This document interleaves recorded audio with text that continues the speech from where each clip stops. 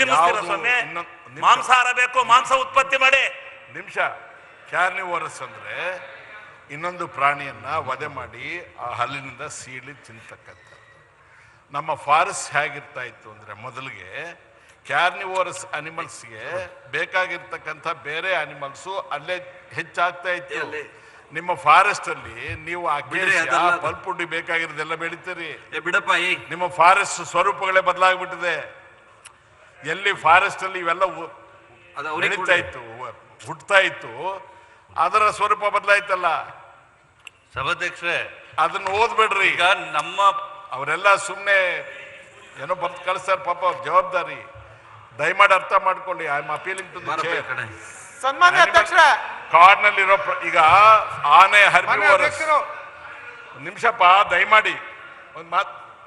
ಆನೆ ಬಂದು ಹರ್ಬಿವೋರಸ್ಸು, ಉಳಿದ ಅನಿಮಲ್ಸ್ ಎಲ್ಲ ಕ್ಯಾರ್ನಿವೋರಸ್ ಅನಿಮಲ್ಸು.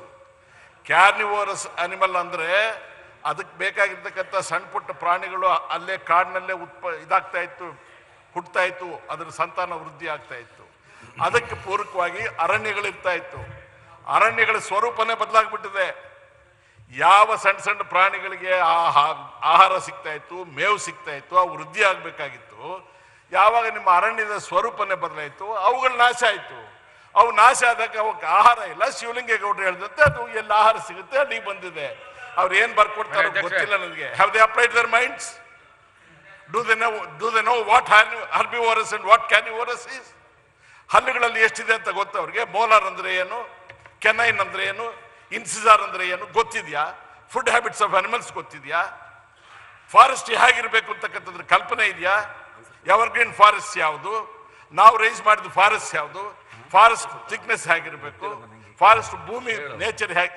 ಎಲ್ಲದರ ಮೇಲೆ ನಮ್ಮ ಸರ್ಕಸ್ಗಳನ್ನು ಮಾಡಿಬಿಟ್ಟು ಎಲ್ಲದರ ಮೂಲ ಸ್ವರೂಪ ವಿಕೃತಗೊಳಿಸ್ಬಿಟ್ಟು ಪ್ರಕೃತಿ ಎಲ್ಲ ಕಂಪ್ಲೀಟ್ ಏರ್ಪೇರ್ ಮಾಡಿ ಈ ಚಿರತೆ ಬರ್ತಾ ಇದೆ. ಚಿರತೆ ಅದಕ್ಕೆ ಆಹಾರ ಬೇಕು ಬಂದಿದೆ. ಮೊಬೈಲ್ ಹೇಳಿ ಮಾತಾಡಕ್ಕೆ ಸಾಧ್ಯ ಇದ್ರೆ ಹೇಳ್ಬೋದಾಗಿತ್ತು. Let us this relates to the very forest department. Forest department ನವರು ಉತ್ತರ ಹೇಳ್ಬೇಕು ಇದಕ್ಕೆ. ಓಕೆ, ಈಗ ಜ್ಞಾನೇಂದ್ರ ಅವರು ಒಂದು ಕೆಲಸ ಮಾಡಿ. ಫಾರೆಸ್ಟ್ ಇಲಾಖೆಗೆ ಮುಖ್ಯಮಂತ್ರಿಗಳ ಹತ್ರ ಇದೆ, ಮುಖ್ಯಮಂತ್ರಿಗಳ ಹತ್ರ ಇಲಾಖೆ ಇದೆ. ತಾವು ಮುಖ್ಯಮಂತ್ರಿಗಳಿಗೆ ಈ ಸದನದ ಗಂಭೀರವಾದ ಭಾವನೆಗಳನ್ನ ತಿಳಿಸಿ ಒಂದು ನಿಮಿಷ. ಇವರು ಗೌರವಾನ್ವಿತ ಸದಸ್ಯರು ಅಭಿಪ್ರಾಯ ಪಟ್ಟಿದ್ದೀರಿ. ನಿಮ್ಮೆಲ್ಲ ಅಭಿಪ್ರಾಯವನ್ನ ಮುಖ್ಯಮಂತ್ರಿಗಳಿಗೆ ತಿಳಿಸ್ತೇನೆ. ಅವರು ಅರಣ್ಯ ಇಲಾಖೆಯವರಿಗೆ ಕೊಟ್ಟೋದನ್ನ ಸರಿ ಮಾಡುವಂತ ಪ್ರಯತ್ನವನ್ನ ಮಾಡ್ತೀವಿ. ಓಕೆ, ಸಿದ್ದರಾಮಯ್ಯನವರು ಶೂನ್ಯ ವೇಳೆ ಸಿದ್ದರಾಮಯ್ಯನವರು ಮೊದಲು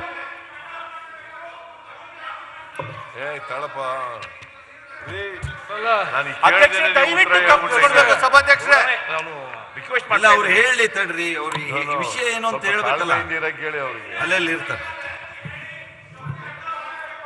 ಅಶ್ವಿನ್ ಏನು ಇನ್ನು ಮುಗಿದಿಲ್ವಾ? ಈಗ ಆಯ್ತ್ರಿ. ಅವ್ರು ಹೇಳೋದೇನು ಅಂದ್ರೆ, ಸಚಿವರು ಜ್ಞಾನೇಂದ್ರ ಅವರು ತಾವು ಉತ್ತರ ಕೊಟ್ಟಿದ್ದೀರಿ. ತಾವು ಒಂದೇ ನಿಮಿಷ, ತಾವು ಒಂದು ಸಹಾಯ ಮಾಡಿ ಸರ್ಕಾರದಲ್ಲಿ. ಈಗ ಶುಗರ್ ಫ್ಯಾಕ್ಟರಿಯವರು ಕಬ್ಬು ಕಟಿಂಗ್ ಮಾಡ್ಕೊಂಡು ಹೋಗ್ತಾ ಇಲ್ಲ, ಅದರಿಂದಾಗಿ ಚಿರತೆ ಅಲ್ಲಿ ಮರಿ ಹಾಕಿ ಅದು ಬೆಳೀತಾ ಇದೆ ಅಂತ. ಅದು ಯಾವ ಶುಗರ್ ಫ್ಯಾಕ್ಟರಿಗೆ ಇವರದ್ದೆಲ್ಲ ಏರಿಯಾ ಬರ್ತದೆ ಅಂತ ನೋಡಿ ಅವ್ರು ಬೇಗ ಕಟಿಂಗ್ ಮಾಡಿಕೊಂಡು ತೊಗೊಂಡು ಹೋಗೋದಕ್ಕೆ ಏನ್ ಬೇಕೋ ಆ ಯೋಜನೆ ಮಾಡಿಸಿ, ಅದರಿಂದ ಅರ್ಧ ಕಡಿಮೆ ಆಗತ್ತೆ. ಖಂಡಿತ ಸರ್. ಇದನ್ನ ಸಿದ್ದರಾಮಯ್ಯ ಇಲ್ಲಪ್ಪ, ಶುಗರ್ ಕೇನ್ ಇರೋದ್ರಿಂದ ಹೈಬರ್ನೇಷನ್ ಆಗಿದೆ. ಆ ಶುಗರ್ ಕೇನ್ ತೆಗೆದ್ರೆ ಸೀದಾ ಸೊಸೈಟಿ ಒಳಗೆ ಬರುತ್ತೆ. You are not able to understand the problem. ಅದಾದ್ರೂ ಒಂದು ಸಾಫ್ಟ್ ಕುಷನ್ ಪ್ಯಾಡಿಂಗ್ ಇದೆ. ಅಲ್ಲಿ ಬಂದಲ್ಲಿ ಇರೋದು ಮರೆಯಲ್ಲಿರೋದು ನೀವು ಬೇಟೆಯಾಡಕ್ಕೋ ಹಿಡಿಯೋಕ್ಕೋ ಅದನ್ನು ತೆಗೆದ್ರೆ you are straight inviting it to the main line. ಈಗ ಒಂದ್ ಕೆಲಸ ಮಾಡೋಣ. ಈಗ ನಾನು ಒಂದು ಮುಖ್ಯಮಂತ್ರಿಗಳಿರುವಾಗ ಈ ಕಾಡು ಪ್ರಾಣಿಗಳಿಂದ ರೈತರಿಗೆ, ನಾಡಿನ ಜನತೆಗೆ ಏನೇನ್ ತೊಂದರೆ ಆಗ್ತಾ ಇದೆ ಅದ್ರ ಬಗ್ಗೆ ಒಂದು ವಿಶೇಷ ಚರ್ಚೆ ಇಟ್ಕೊಳ್ಳೋಣ.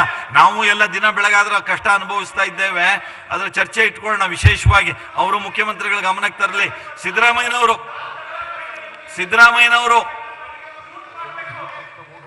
ಜಾರ್ಜ್ ಅವರೇ, ಸಿದ್ದರಾಮಯ್ಯನವರು ಉಳಿದಿದ್ದೆಲ್ಲ ಮೈಕ್ ಆಫ್ ಮಾಡಿಸ್ರಿ. ಈಗ ಸಿದ್ದರಾಮಯ್ಯನವ್ರದ್ದು ಒಂದೇ ಕುಳ್ಳರಿಸಿ ಅವ್ರನ್ನ ಯಾಕೆ ಅವು ಏನ್ ಹೇಳೋದು, ಕಾಡು ಪ್ರಾಣಿ ಹಾವಳಿ ವಿಷಯ. ಮಾನ್ಯ ಅಧ್ಯಕ್ಷರೇ, ಆಡಳಿತ ಪಕ್ಷದ ಒಬ್ಬರಿಗೂ ಕೊಡ್ತಾ ಇಲ್ಲ. ಕೊಡಿ, ಕುತ್ಕೊಳ್ಳಿ ದಯವಿಟ್ಟು. ಹೇಳಿ ಸಿದ್ದರಾಮಯ್ಯನವರು. ಮಾನ್ಯ ಅಧ್ಯಕ್ಷರೇ, ಕರ್ನಾಟಕ ರಾಜ್ಯದಲ್ಲಿ ಕಳೆದ 6 ತಿಂಗಳಿಂದ ಹಸು, ಎಮ್ಮೆ, ಕೋಣ, ಎತ್ತು ಈ ಪ್ರಾಣಿಗಳಿಗೆ ಚರ್ಮಗಂಟು ರೋಗ ಬಂದ್ಬಿಟ್ಟಿದೆ. ಚರ್ಮಗಂಟು ರೋಗ, ಇಂಗ್ಲಿಷ್ನಲ್ಲಿ ಲಂಪಿ ಸ್ಕಿನ್ ಡಿಸೀಸ್ ಅಂತ ಕರಿತೀವಿ. ಅದು ಬಂದು 6 ತಿಂಗಳಾದ್ಮೇಲೆ ಸುಮಾರು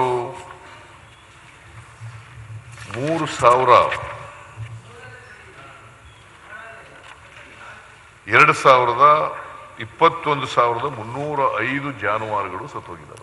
ಎಷ್ಟು? 21,305. Not A small number. 21,305 ಜಾನುವಾರುಗಳು ಸತ್ತೋಗಿದ್ದಾವೆ. ಸುಮಾರು ಕಳೆದ ತಿಂಗಳ ಹಿಂದೆ 1,44,000 ಜಾನುವಾರುಗಳಿಗೆ ರೋಗ ಬಂದಿತ್ತು. ಈಗ ಈ ತಿಂಗಳು ನನಗೆ 19ನೇ ತಾರೀಕು ಮಾಹಿತಿ ಕೊಟ್ಟಿರೋ ಪ್ರಕಾರ 2,38,000 ಜಾನುವಾರುಗಳಿಗೆ ಬಂದಿದೆ. ಈ ರೋಗ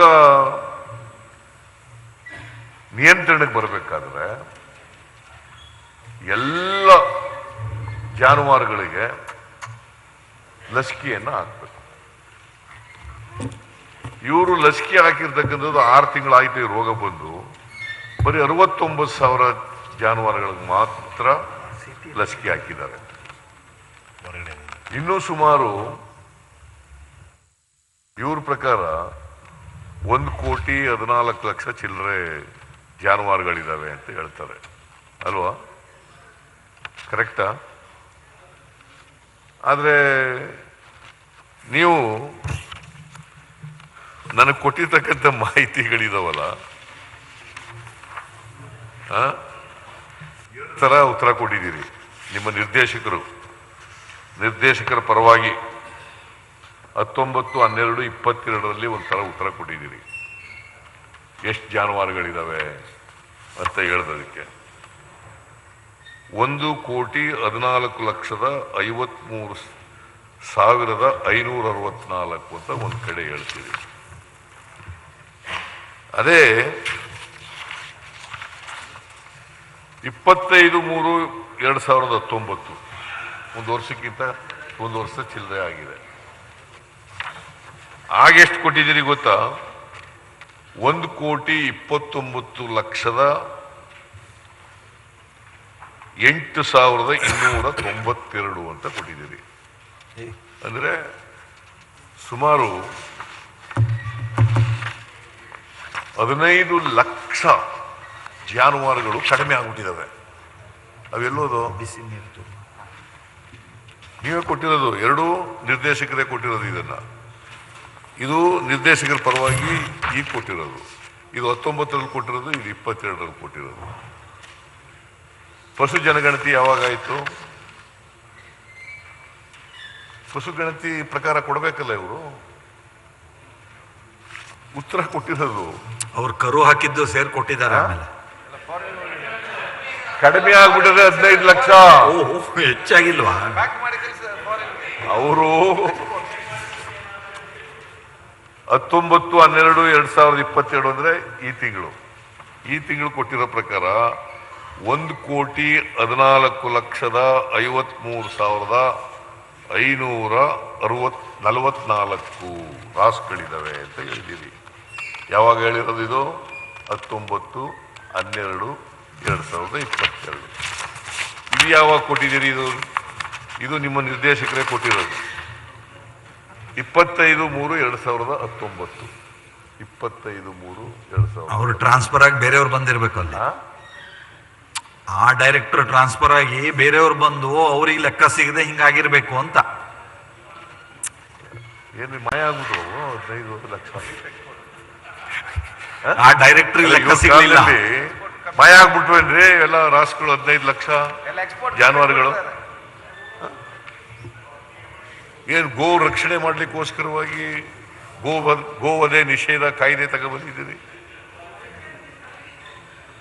ನೀವು 15 ಲಕ್ಷನೇ ಇಲ್ವಲ್ಲಪ್ಪ, ಇದು ಸರಿನೋ ತಪ್ಪ? ಸರಿನೋ ತಪ್ಪು ಅಂತ ಹೇಳ್ಬೇಕು. ಸಿದ್ದರಾಮಯ್ಯ ರೋಗದ ಬಗ್ಗೆ ಬಂದ್ಬಿಡ್ರಿ, ರೋಗದ ಬಗ್ಗೆ, ಗೋವುಗಳ ಬಗ್ಗೆನೇ ಕೇಳ್ತಾ ಇರೋದು. ಈಗ 15 ಲಕ್ಷ ಪ್ರಾಣಿಗಳು ಇಲ್ಲ ಆಗ್ಬಿಟ್ರೆ, ಜಾನುವಾರುಗಳು ಇಲ್ಲ ಆಗುತ್ತಾ ಆಗ್ಬಿಟ್ರೆ ಏನಾಯ್ತು ಅದು?